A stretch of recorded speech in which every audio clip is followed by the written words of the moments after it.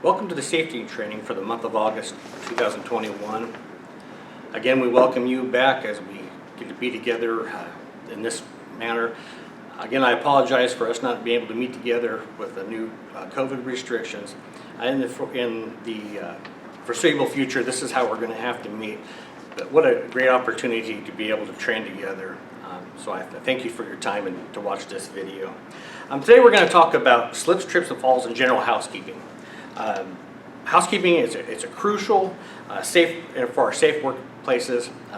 It helps us prevent injuries and improve productivity, and also looks great to our customers when they come in and they see our facility being sharp and in great shape. So many times when our customers come in and they've seen what our facility looks like after we take them the care to get things in a working order, we get a lot of compliments, and it's really a testament to our employees here at JCI. So as we watch this video and we discuss a few things afterwards, we'll just talk about, again, general housekeeping, slips, trips, and falls, and have a great discussion to share with one another. Thank you.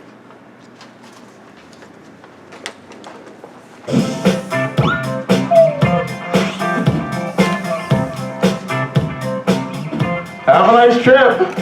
See you next fall.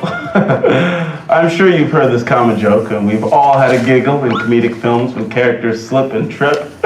Though funny in movies, slips and trips and falls at work are no laughing matter. In the workplace, these accidents have caused over 200,000 serious injuries and 345 deaths in 2016 alone. You don't have to become a statistic. Many, possibly even most, slips, trips, and falls can be prevented. In this course, we'll learn more about what can be done to help you stay on your feet and stay safe. Now, before we get to the how-tos, let's take a moment to define some terms. What exactly is a slip, a trip, and a fall? A slip occurs when there is too little friction between a person's foot and the walking surface. Slips are often caused by spills, water, grease, dust, wood shavings, leaves, pine needles, and other debris that can make floors slippery. Highly polished or freshly waxed floors are also slip hazards. A trip is when a person's foot or lower leg hits an object and the rest of their body keeps moving. Trips are most often caused by clutter in aisles or walkways, extension cords, hoses, open filing cabinets, boxes.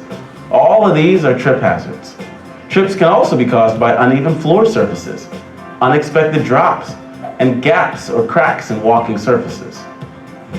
Both slips and trips result in lost balance. Lost balance often leads to falls. Falls to the same level, such as slipping on wet leaves and hitting the ground, can and do cause injury. But a fall from a greater height, such as off a ladder, down a flight of stairs, or from a platform, is even more dangerous. Injuries from slips, trips, and falls range from minor to the very serious. Sprains, strains, bruises, broken bones, cuts, and head injuries are all common. The good news is slips, trips, and falls and the injuries they cause are avoidable. What can be done to prevent them? First of all, some of the responsibility rests with your employer. OSHA has a number of rules and regulations pertaining to slip, trip, and fall hazards. For example, your employer is required to regularly inspect your workplace and address any issues they find. This might include providing fall protection like guardrails, harnesses, or safety nets. It might include making sure there is an anti-slip edge to all stairs. It definitely includes providing adequate lighting in all work areas and walkways. There are many ways your employer can make your workplace less prone to slips, trips, and falls, and they're all regulated by OSHA. Your employer is also required to provide you with training on the hazards in your workplace, how to use and maintain personal protective equipment, and best practices for working and walking safely. It's not all up to your employer, however. You have responsibilities too. Let's explore the top ways you can avoid slips, trips, and falls at work. Wear the right PPE. For many people, this just means wearing non-slip shoes. Depending on your job, however, there could be other equipment for you to wear. Proper use and maintenance of PPE is a must. Carrying too many items at once, looking at your phone, leaving sunglasses on when you come inside, and being distracted are risky behaviors that we're probably all guilty of on occasion. Being aware of your surroundings and maintaining visibility ensures you don't trip over an object that you couldn't see or didn't notice. Don't run at work. Take careful steps and be especially cautious on wet, icy, and highly polished flooring surfaces. When you lengthen your stride to run, you automatically increase your risk of slipping and losing your balance. Be extra careful on stairs. Use the handrail and watch out for slippery or uneven surfaces. Maintain a neat and tidy work area. Boxes blocking the hallway, loose paper strewn across the floor, extension cords zigzagging back and forth, open filing cabinets, and other clutter increase the risks of slips and trips needlessly. Show respect for your coworkers by keeping walkways clear at all times. This doesn't apply to everyone, but if you use a ladder at work, you must know how to do so safely. Before using a ladder, make sure it's in good condition. Do not use a ladder with cracks, warping, or other defects. Make sure the ladder is stable before you begin climbing. Use both hands to climb the ladder, and always maintain a solid center of balance. It only takes a second for an accident to happen. One careless moment, one bad decision, or one ill-timed distraction could put your health at risk. Slips, trips, and falls can happen anywhere. Don't take your health for granted. Keep these best practices in mind to stay on your feet and stay on the job.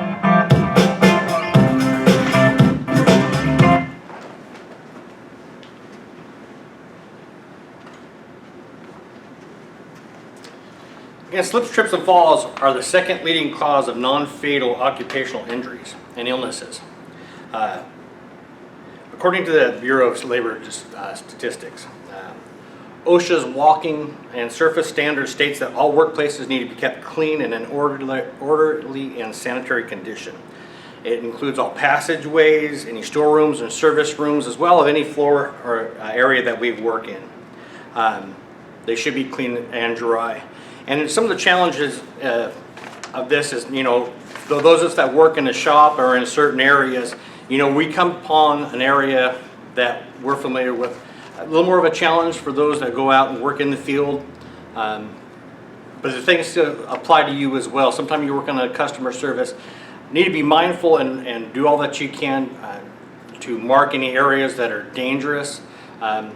Use things such as cones that are provided on your vehicle, or anything you can do to draw attention or to bring to light any areas that are dangerous. Also, one thing we'll talk about here a little bit more, but everybody's responsible for housekeeping, not just certain individuals.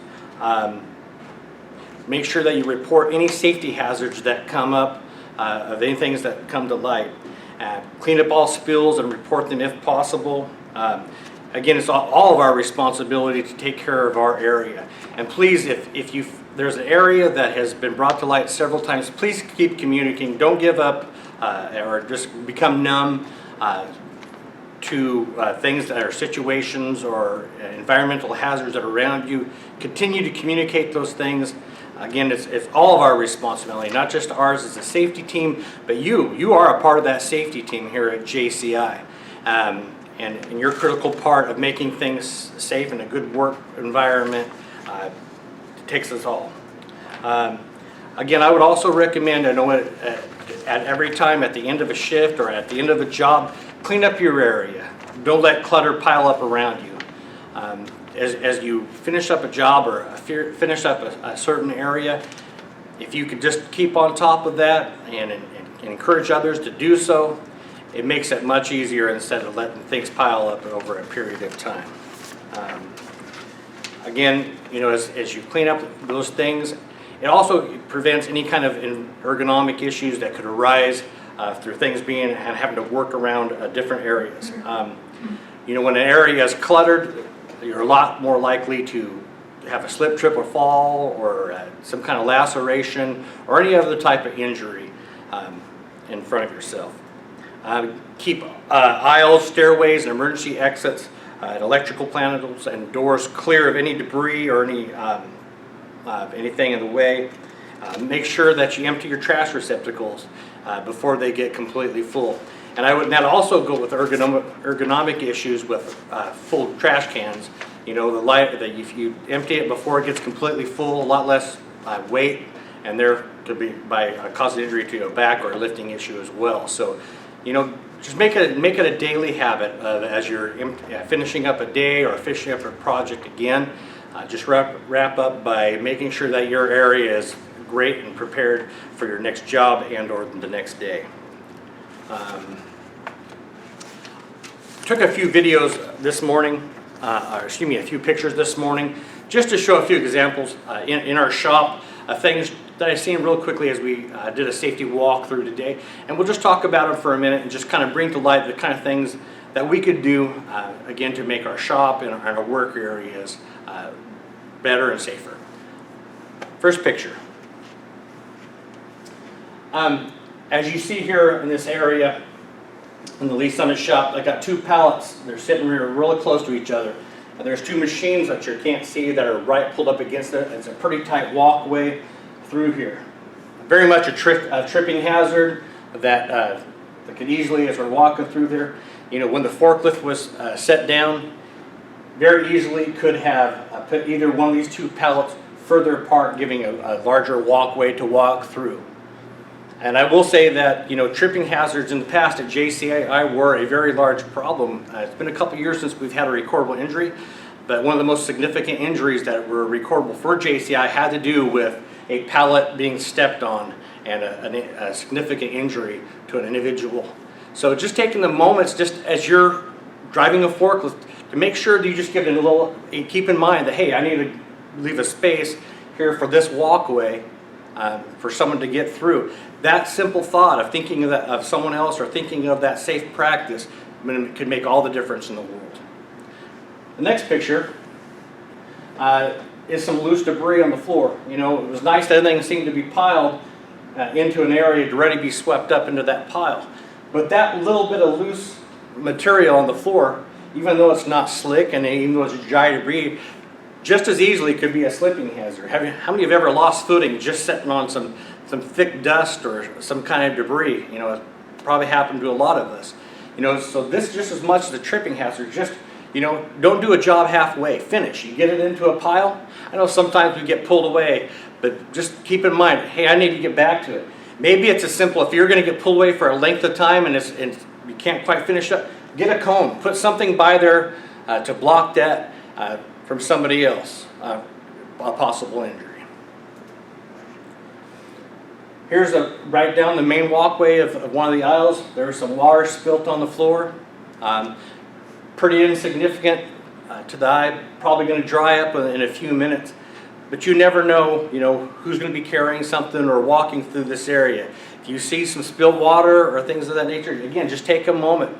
It doesn't take long to just make sure something like this is cleaned up. Could prevent an injury. This was an area where some lubricant out of one of our machines.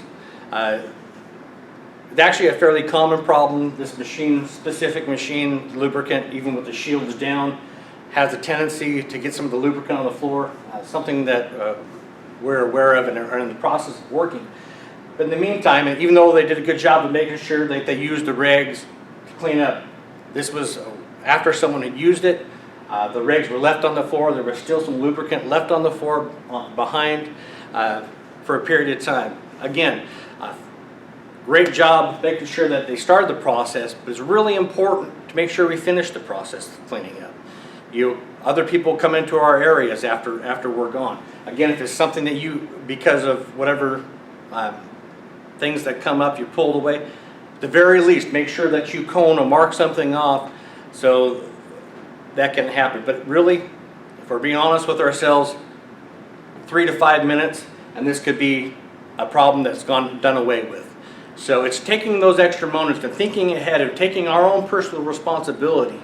You know, it shouldn't require our supervisor or our lead person to bring these out to us to tell us to finish the job. Taking it upon ourselves to make sure that we lead, being the example of keeping our work safe. Last picture. Another one. We got two more. This one one thing, like in our Lee Summit shop, we have specific areas marked. You can see the yellow line, even though they've become faded. These are designated walkways or areas. You can see this piece of equipment over here. This piece has been kind of thrown in with the pal this direction. Wouldn't been very easily to make sure this was over and this is turned in a straight manner, so it was out of the walkway with plenty of area. This would be a significant thing if OSHA was to investigate a serious injury in this. Because this is a clearly marked area, we would be liable because of that. And even that's not even the big issue. The big issue is just taking a few minutes to think of keeping an area safe and clean of debris by just straightening a couple things. Could make all the difference in the world. And last slide. As you can clearly see this marked exit here, there's a man door coming in here. Even though there's a big overhead, it's kind of, you can't see it here. It's cut off the pictures. There's an overhead door here and a man door here. This debris marking this clear exit was a big no. I mean, as you're coming through this door, someone may not see, expecting nothing to be wide open spot. Not alone. If an emergency were to happen, this emergency exit is now blocked. So again, slips, trips, and falls, and general housekeeping are critical to work in a safe environment. As you know, lighting, should there be a power outage, lighting, is very limited. So it's always making sure that we have a clear pathway, a safe working environment around us that keep us being able to do our job safely and representative of what we strive for excellence here at JCI. I thank you for your time doing this safety video, and I just really appreciate how I really see it here at Lee Summit, and seeing it from the feedback I get from the branches, is how we're starting to take, and we've continued, I should say, we're continuing to take our own ownership and our own safety. And again, safety is a process. It's not a program. It's something that we need to grow and evolve in. And as we make it part of our culture here at JCI to work safely and to communicate, just like we talked about last month about doing an incident investigation, it's doing all that we can to make sure our communication and bring it to the forefront of how that we can be the best at what we do and working safe and doing an excellent job. I appreciate your time for doing this video. Have a great month. Thank you for working safely.